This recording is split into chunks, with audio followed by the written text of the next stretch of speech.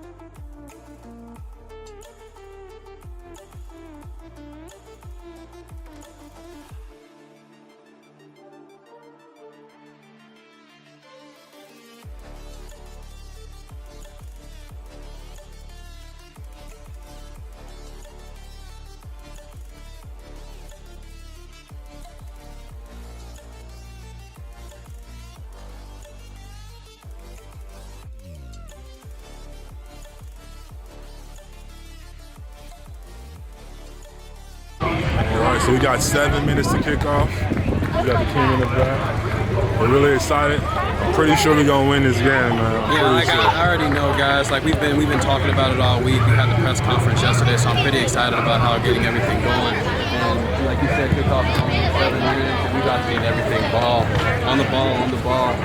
And it's been really nice weather. Not gonna lie, like. Yeah, as the sun goes down. The last game we had trouble with the rain, and now we got a good set of weather right now. The players are out here warming up. So guys, stay tuned. We're gonna be here live. I'm gonna be live on Twitch and Twitter, so we can be able to catch some action here and there. You're gonna be checking out our social medias and things like that. But we're gonna be getting it cranked up in about 5 more minutes. So we'll see you guys in a little bit. We're gonna pick up the pace a little bit more. Hopefully we get some more clips for you guys. Stay tuned to us because this could be the first game of the season that we take that win, so I'm pretty excited. All right, now we're about to start right now. All right, we out. We're about to start.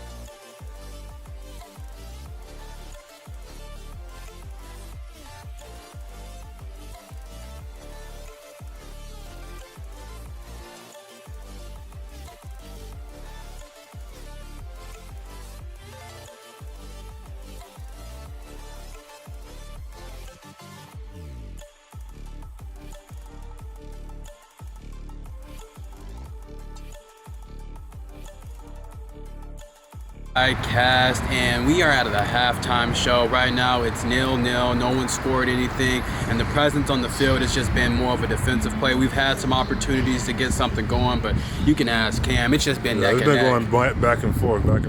So it's just like right now our biggest thing, I feel like what we need to do as a team, we just need to stay consistent, continue to apply pressure on the offensive end, but overall I feel like our defense is actually really playing well with everybody in. I'm just hoping that we get the results that we're looking. So we're going to continue running some more clips, but all in all, I feel like today has been really fun. We got a chance to speak to a few more people, got a chance to be able to hang out with some of the fans. Even have a footage of Cam, being able to post up and taking a few shots of a dog that was a service dog that was walking up the ramp. So it was pretty cool. Like, I'm actually enjoying tonight, and the weather, it couldn't be better. You know what I mean? It's not too windy. It's not raining.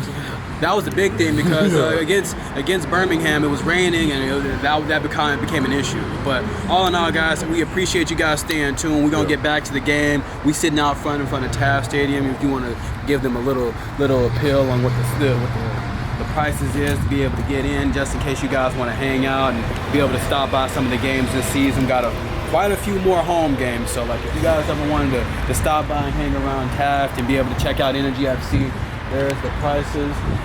And we've been having a good old time out here, guys. So all in all, hit you guys up in a bit, and we make sure that we'll give you all the content for post-game show. We're going to be having the interviews rolling in after, but just stay tuned, guys.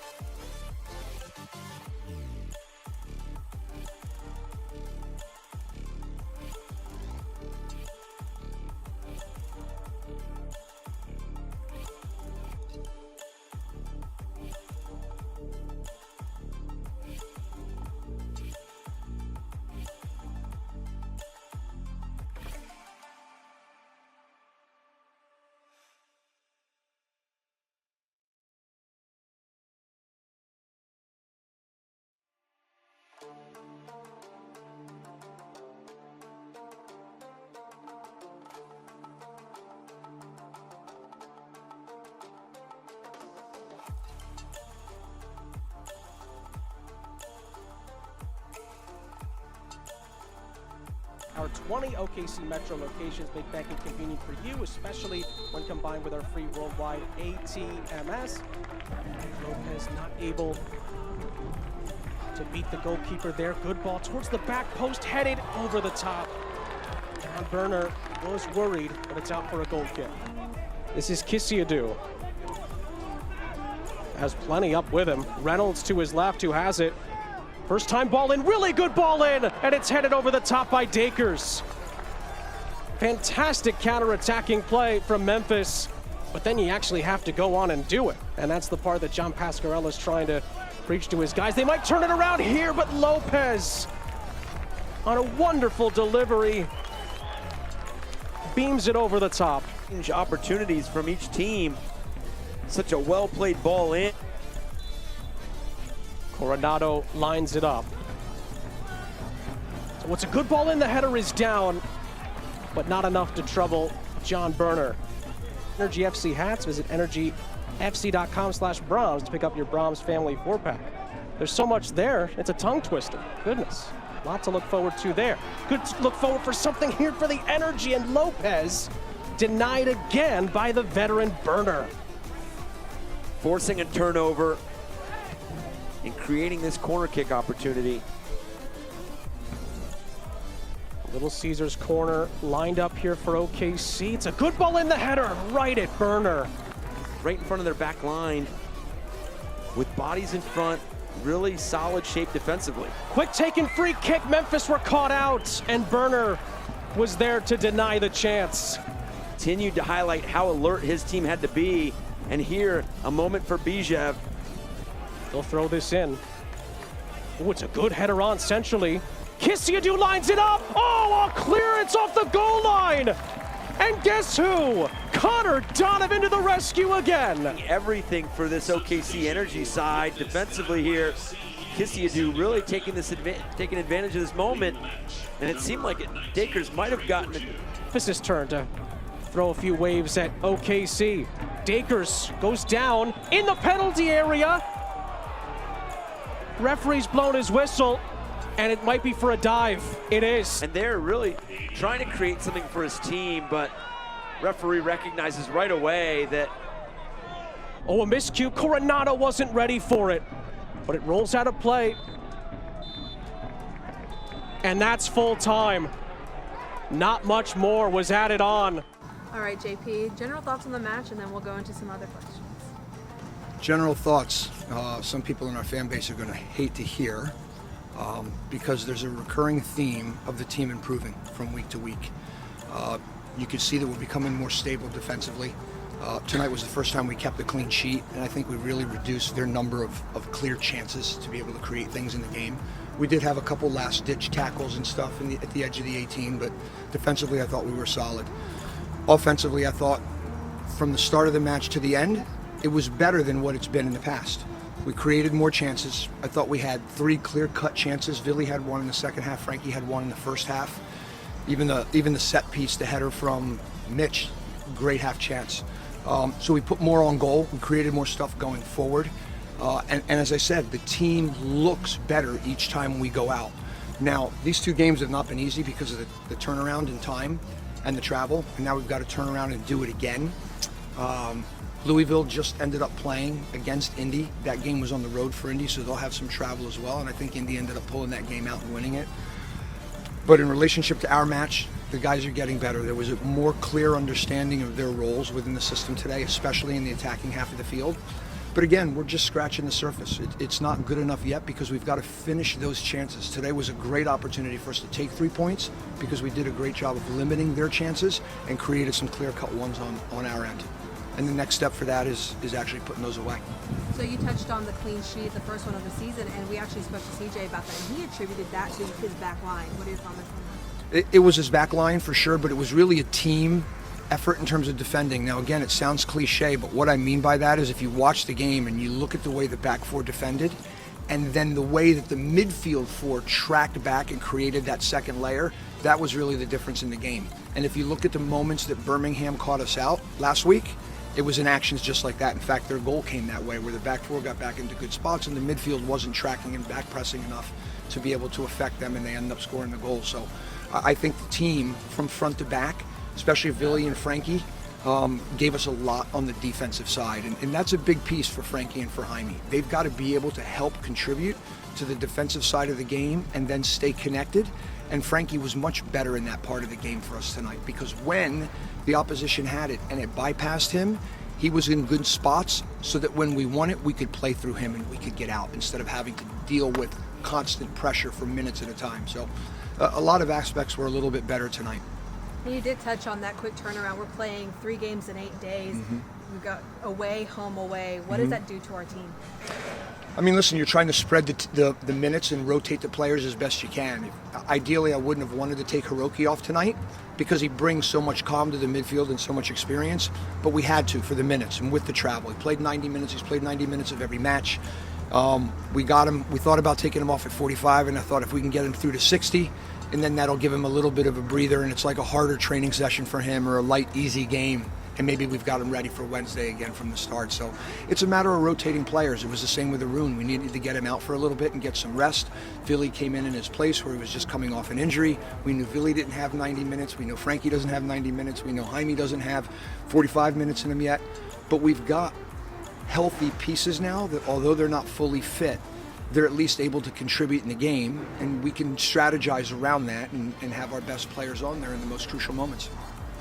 Talking about Frank, like you said, there were a few chances. I'm thinking back to the one in the 40th minute where he picked it off the back line. Probably could have played Villian in, but took it himself. The not being able to finish it off day, do you think that's just needs to get more minutes in him? Was it not having just certain composure in those moments today? Like, what do you think it was? Yeah, I think it's a little bit of all that.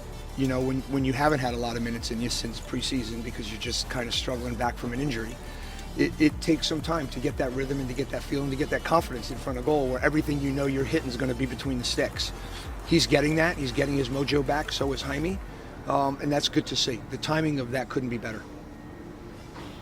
As far as overall team chemistry, where do you think they're at right now? It would be at least like this is probably the best they've gelled. I would say that that's probably accurate, but I think we are in some ways going to take a step back before we take another major step forward, and that's simply because we have people returning to the lineup and there's going to be some rotation in there, so there won't be as much cohesion from game to game. But what we will benefit from is the fact that we'll have a healthier team a few weeks down the road with guys that can contribute more minutes and with other guys that have already contributed a major amount of minutes to the season that we didn't necessarily expect. But now they come into each of these games with more seasoning, with more maturity, with a better understanding. And when they come in, they have a pretty good cohesion with the group. So it's really the group that you kind of had penciled in as the starters earlier in the year. They're going to struggle with the cohesion part over the next few weeks as we try to bleed them back into the lineup. How important was Brad's slot in next to Roki for that balance that you're talking about? You know, Brad does a great job for us, and he probably doesn't get enough credit because he doesn't get it as many minutes as he probably should, that he earns through training. But knowing that you can put him in here when you have a Wednesday, Saturday, Wednesday affair, and you know you can get 90 minutes out of him in one game, and you could get 45 in another and 45 in another, and maybe you get 2 out of those games where you get 90 out of him. He's a great component for us to have in midfield. He's a great complementary part. And on top of that, you add into there Ray, coming back now from the injury that he's had for the last 8 months. It's another great complementary piece in there. And they're very different personalities. They're similar type of players, but they're very different personalities. Ray's more fiery, more, not competitive, but more intense. And Dunny's a little bit more laid back.